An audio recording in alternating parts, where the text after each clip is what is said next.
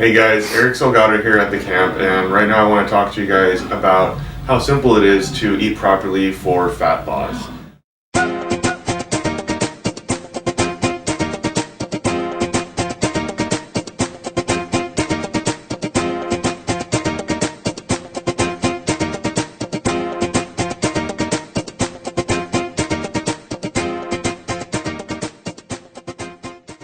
My name's Erick Salgado.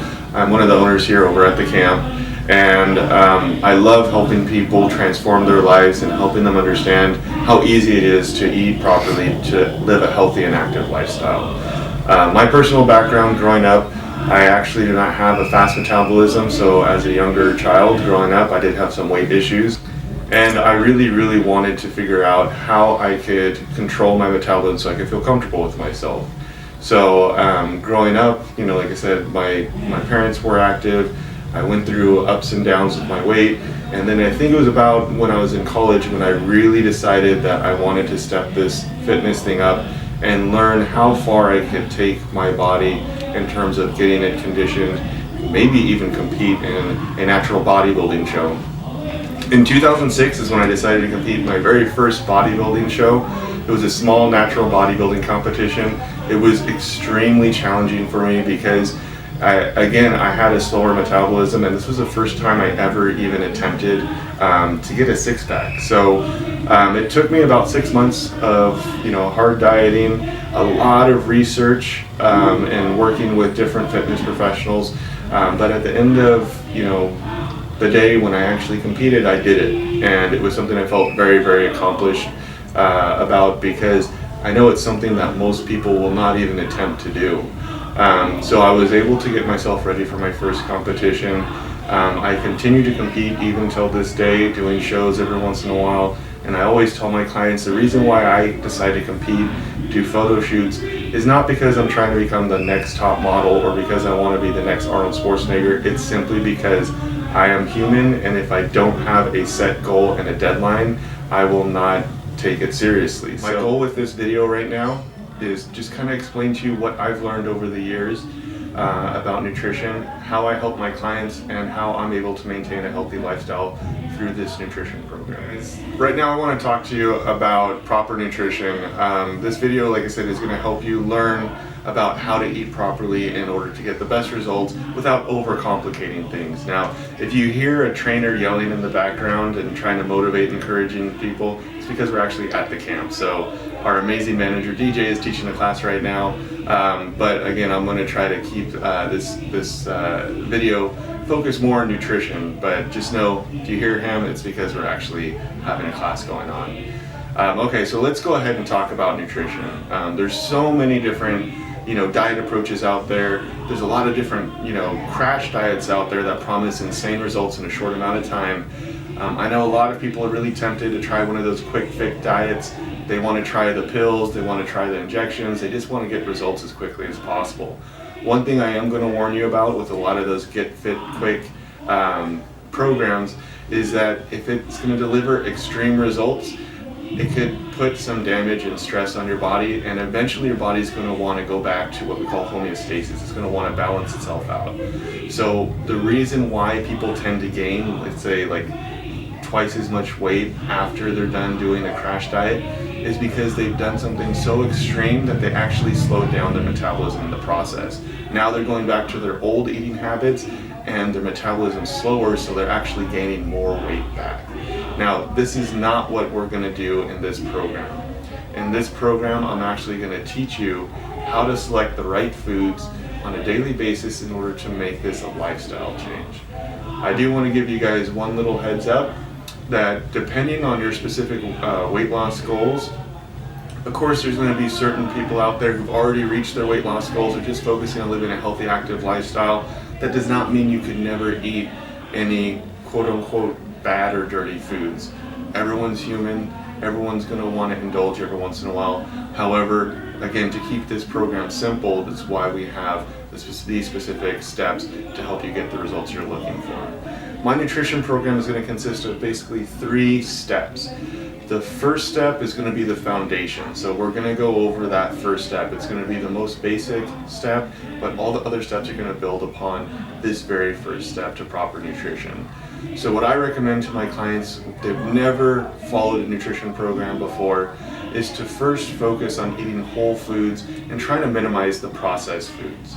The reason why I say that is because the whole foods are basically going to be the things that nature provides for us. So think about what you'd be able to hunt or gather in nature. Those are the type of foods that are whole foods that your body is actually meant to digest on a regular basis.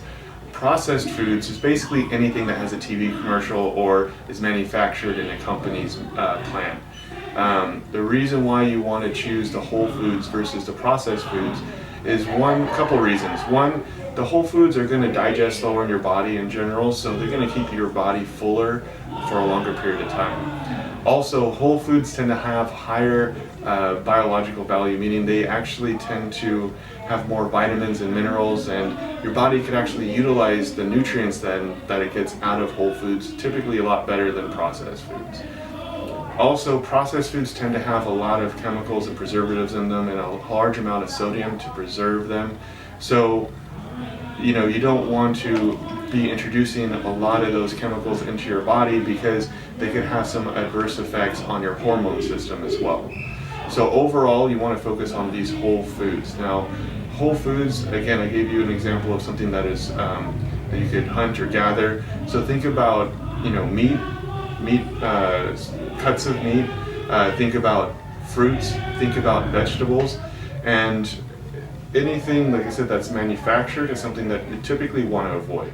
And I want you guys to remember that a company that's manufacturing a food product is still trying to make a profit. So there's certain ingredients that are added into these products that are basically filler or texturizers. These are cheap ingredients that are actually just meant to add more volume to the product so that the company's not spending a lot of money on the more expensive ingredients. This is why they can make a profit when they're selling you these food products at such a low cost. So again, you want to be aware of what you're consuming so that you can make sure that you're healthy and that you're going to be able to reach your fitness goals. One other tip I do want to recommend, that if you ever are looking at a processed food, is to never purchase a processed food based off of what you see on the front of the label. The reason why I say that is because the front of label of a food product is basically just marketing. They want to catch your eye, they want you to make a decision right there on the spot, because they know that when you're going shopping, you're going to be surrounded by a bunch of food products, and they need to differentiate their product and get you to make a decision to purchase it right away. If you are considering a processed food, always look at the back of the label, look at what's inside of it. My mom, for example, when I was younger, played this little game with us. It was actually more of a rule than it was a game. When it came to cereals, and again, when I was a little kid, I always wanted to have the cereals that I saw on TV. But she had a rule that she wouldn't purchase a cereal for me unless sugar was the third ingredient or lower on the ingredient list.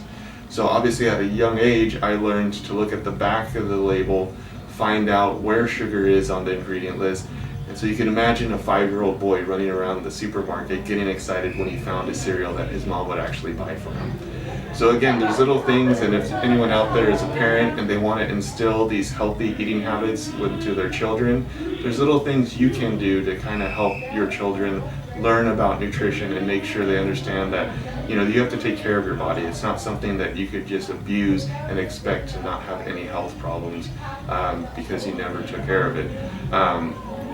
But the easiest way to do that, like I said, is just focus on eating the whole foods. The whole foods are going to have higher amounts of those vitamins and minerals that your body needs. And again, for fat loss purposes, they're going to keep your body fuller longer. Typically, they have less calories than the processed foods as well. And they usually break down slower, which also means that if you're eating, for example, fruit or maybe some oatmeal or something like that versus having soda, it's not going to bombard your body with a bunch of sugar the way like I said, those candies and that sugary drink will. So the very, very first step, no matter if you've dieted before or not, is to try to focus more on eating the whole foods and try to avoid the processed foods as much as possible. The question, or I would say the most common complaint about trying to eat whole food versus processed food is the convenience factor. However, there are steps you could take to make it more convenient for yourself. One of the things is meal prep ahead of time. Pick a day or two during the week and have those be your meal prepping days. So that's when you're going to cook your food in bulk. You're going to go ahead and you're going to refrigerate it, maybe even freeze some of it, and then that way you have it ready to go. And when you're hungry, you know that you're always going to have some good whole food meals ready to go, and you're not going to be tempted to go out and buy fast food or get something highly processed because you ran out of your food and you need something to eat right away. So hopefully this helps you guys out. Remember, it's not extremely complicated. The very, very first step, the step that everything else is going to be built upon, is simply choosing the whole foods, your meats, fruits, and vegetables, nuts and stuff like that, over processed food. And your processed food, again, is basically going to be breads, cereals. Anything that a company has to manufacture for you is typically going to be a processed food. All right, guys, now we're going to get into step 2. Step 2, again, is going to build upon step 1. So just reviewing step 1, don't forget you want to try to choose your whole foods and make those a staple of your diet, and try to really minimize, if not eliminate, a lot of the processed foods if your goal is some aggressive fat loss and you want to live a healthier, fit lifestyle. However, that's not going to be enough for most people. So now I'm going to go over which type of whole foods are going to be best for fat loss and which ones you should try to stay away from or just really make sure you're not going overboard with. So I have a very simple process. I have an unlimited food category and I have a limited food category. So let's start with your unlimited foods. These are foods that you could eat as often as you like, any time of the day, even right before you go to bed, and they're not going to cause you to gain weight. As a matter of fact, they'll probably help you with your weight loss goals.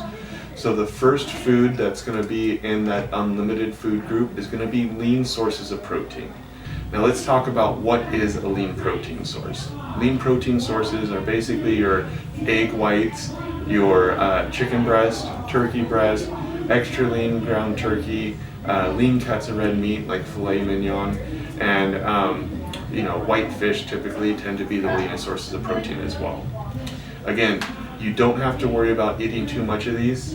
If you've ever tried to eat a large amount of these type of foods, you'll know that it's not easy because it is heavy and it will keep you full for an extended period of time. So that's going to be your first food that's going to be in your unlimited, those lean proteins. One other thing I do want to mention is that you have to be careful about what you're putting on your lean protein sources. So if you take a chicken breast and you're battering it up and you're frying it and you're putting gravy all over it, that does not count as a lean source of protein. So you have to make sure you're not adding extra calories when you're preparing these foods as well. The other food that's going to be in your the other food that's going to be in your unlimited food group is going to be fibrous vegetables. Now, fibrous vegetables are typically things like broccoli, cauliflower, cucumbers, kale, celery. And these are vegetables that when you eat them, they're very, very low in calories. So much so that, for example, with celery, your body actually burns more calories trying to break down the celery than it actually gets out of the celery itself.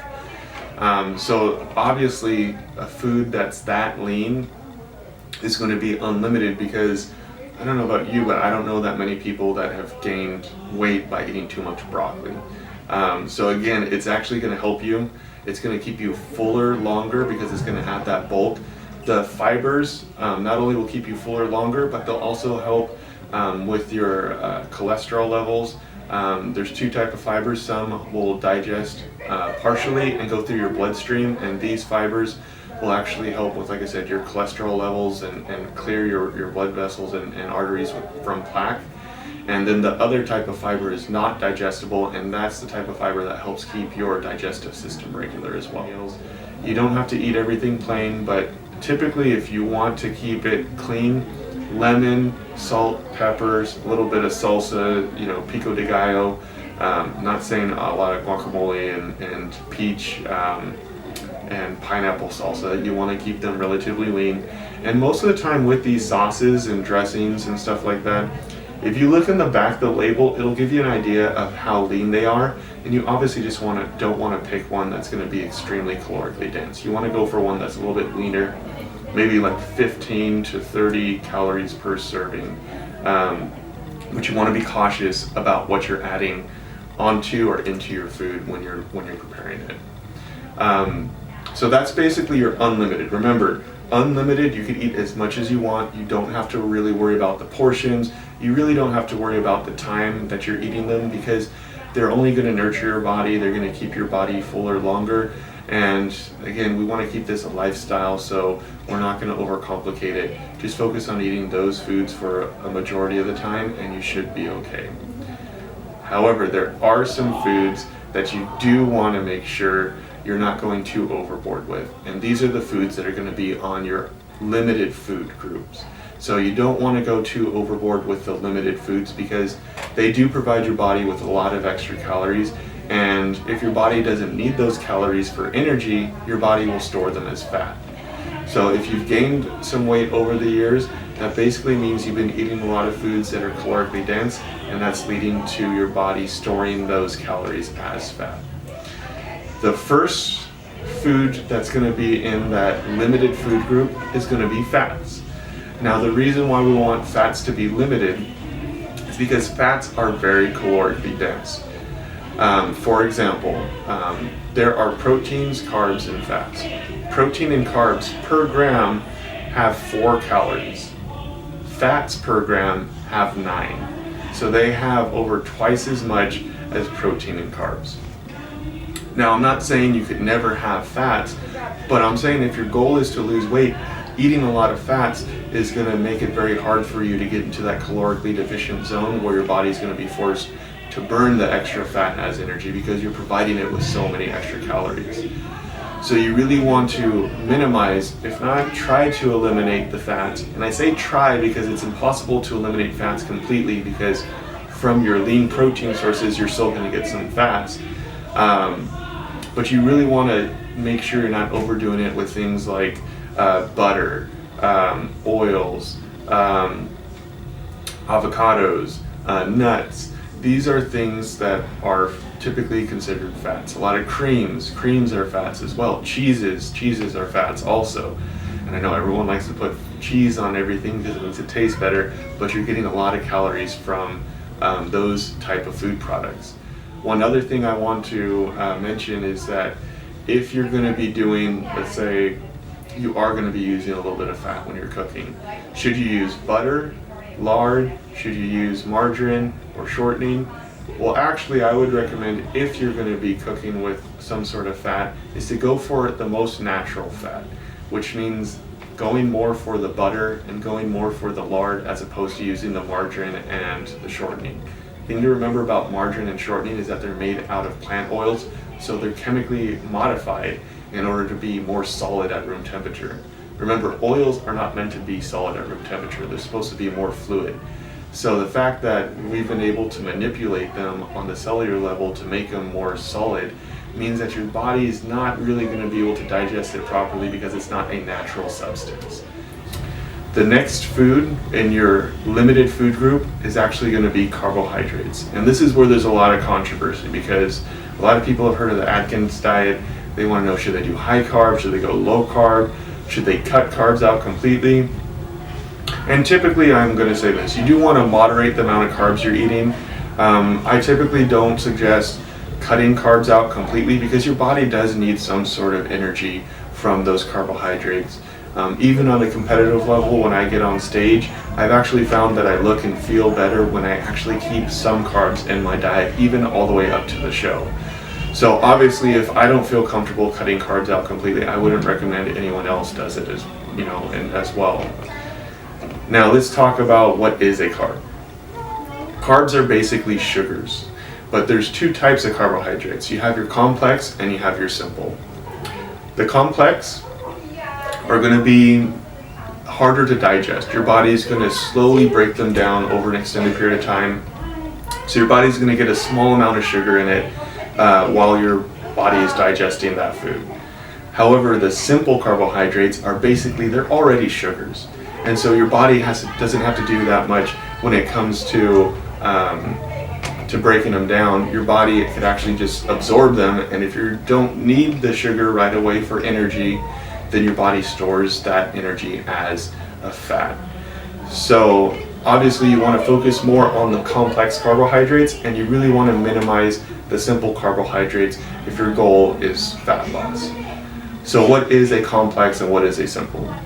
Complex carbohydrates would be things like oatmeal, brown rice, yams, quinoa, couscous. These are carbohydrates that typically have a little more fiber in them as well, and they break down slower, and again, they're going to keep you fuller longer also. Your simple carbohydrates are going to be things like fruits, because fruits, even though they're natural, they are sugars. Honey, again, even though it's natural, is still primarily a sugar. A lot of syrups. And then of course you got your candies and your sugary drinks, and even your juices. That's again going into the whole fruit section. Juices, fruits, those are sugars. The bad thing about juices is that they're already broken down now, so instead of having to break down a fruit in order to get into the sugars, the juice is basically just liquid sugar, and so your body will absorb those sugars immediately, and again, if you don't need them, they're going to get stored as fat. People usually ask me, how much oil can I use when cooking? The best way would be to use no oil at all. So a couple of things that I recommend to my clients would be, try using the oven as much as possible, try baking in bulk. That way, you guys aren't adding a lot of extra calories. You can put all of your chicken breasts on a big pan. You could cut up your veggies. You could season everything, throw it in the oven, maybe on a Sunday, cook for the rest of the week, or if you like, you could cook for the beginning of the week and then do it again, and so that you have more fresh items ready to go and meals ready for you. You can use a crock pot. I know a lot of clients use a crock pot, throw all their meat and veggies and seasoning in there and let it simmer. Comes out really, really moist. You could use a pressure cooker if you'd like to do so. If you have one of those work great as well. And if you need to use a pan in the stove, one of the things that I recommend is putting your meat in there with your veggies, putting a lid on it to keep that moisture in there, because if the meat is moist and it doesn't dry out, it doesn't stick to the pan. If you really need to use a little bit of oil, typically I really want you to make sure you're using a strong enough oil, one that's going to be strong enough to withstand the heat. There are certain types of oils that are good for cooking, and there are oils that are not that good for cooking. Typically, from what I hear, olive oil can be very delicate when it comes to heat, and it depends on which oil you get. But typically I hear much better things about cooking with coconut oil. Coconut oil tends to be a little bit stronger. It doesn't break down, it doesn't burn. And you still want to keep it in moderation though.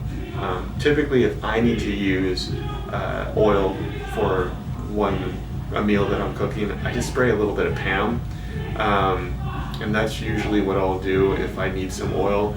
But typically I don't cook with oil. I try to stay away from it and just, like I said, use the other methods which I mentioned to make sure I'm not adding those extra calories through the cooking process.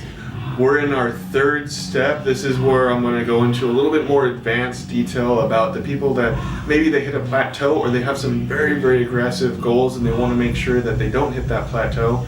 This is called carb cycling. Now, there's been research out there about carb cycling showing that one, it may be effective at helping people break through plateaus for a couple reasons. One, it could affect your hormone levels, and two, just mentally it's nice to be able to have some variation in your nutrition program. Remember, weight loss is going to be mostly a mental battle, so that means you have to feel comfortable with what you're doing, and sometimes it means you have to change things up a little bit.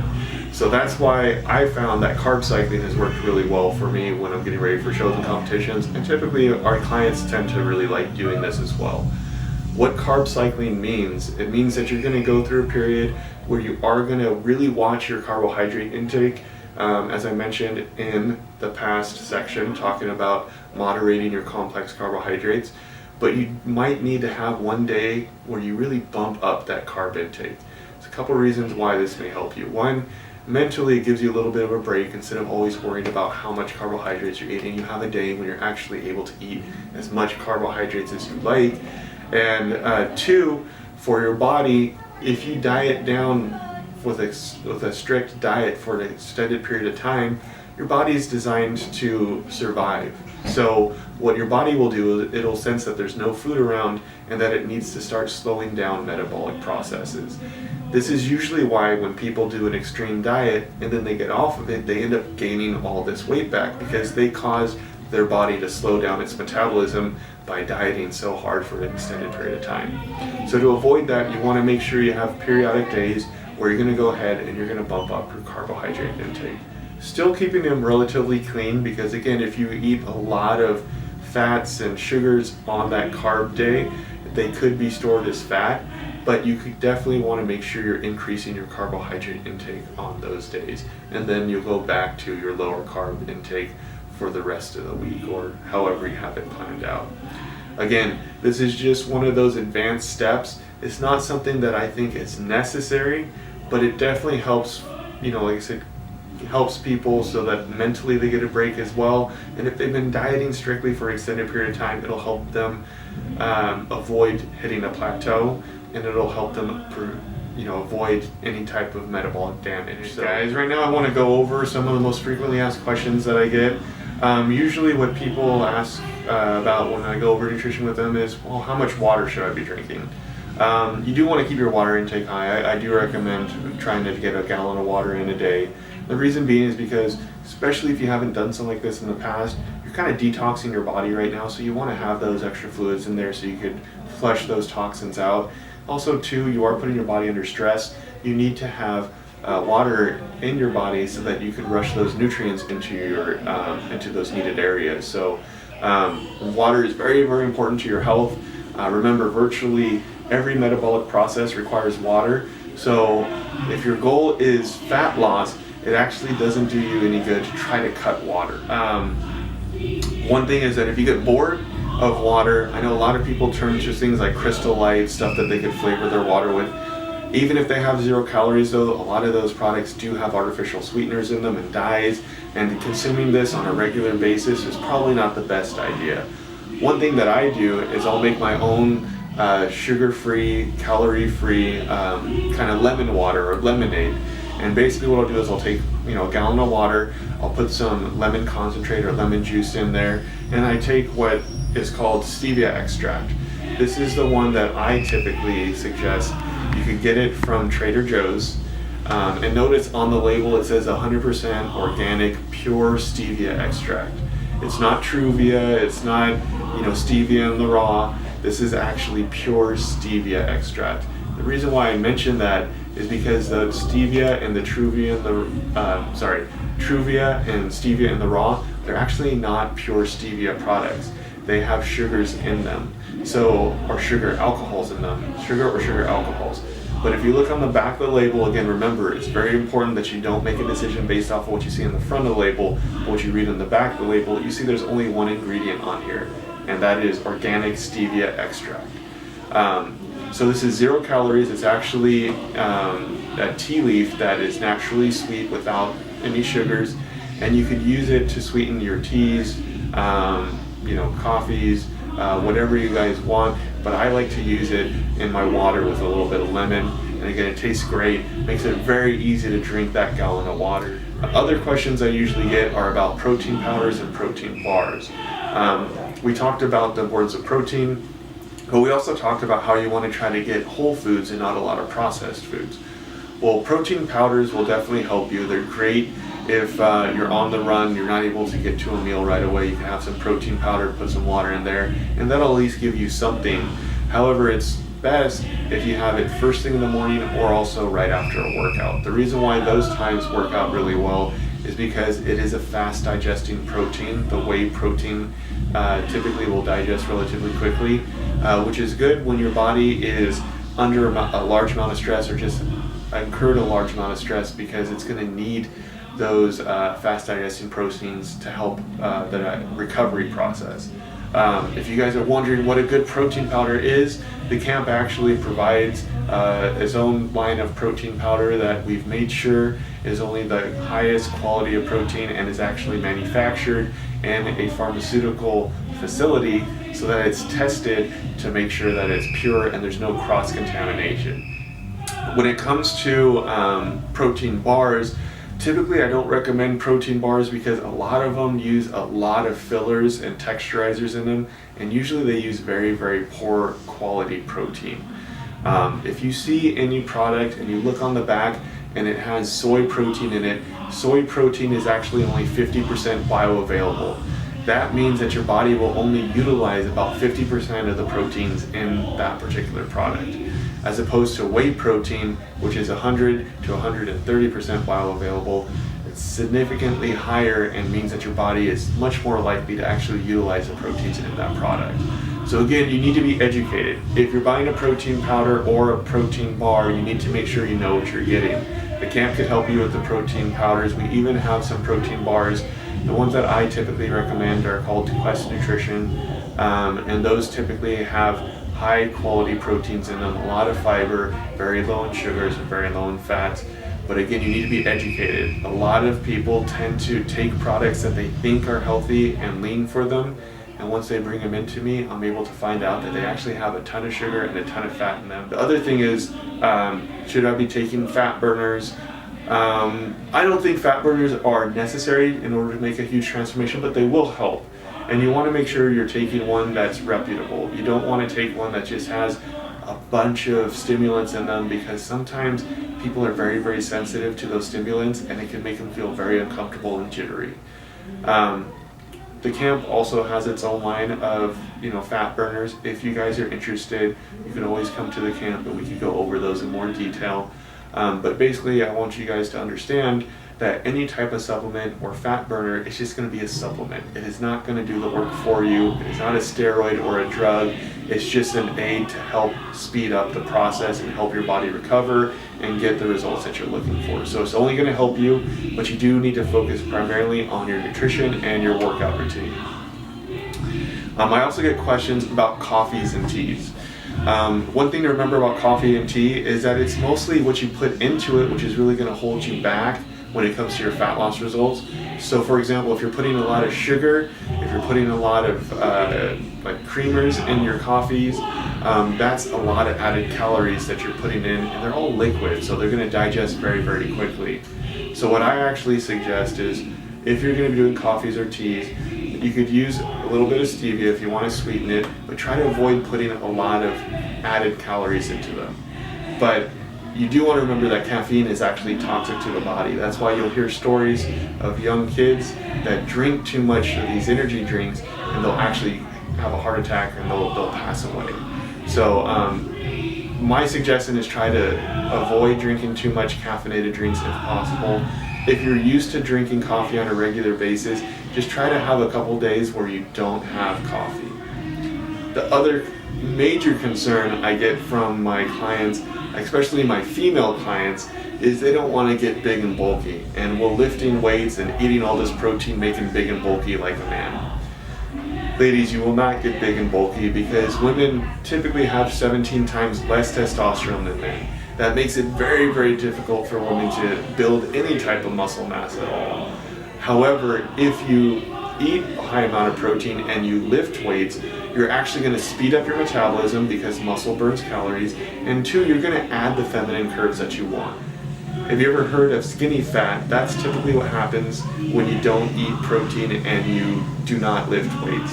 And a lot of women typically suffer from this type of condition, the skinny fat condition, because they don't know any better, or they feel uncomfortable going to the gym lifting weights, and they're afraid that eating too much lean protein is actually going to make them big and bulky.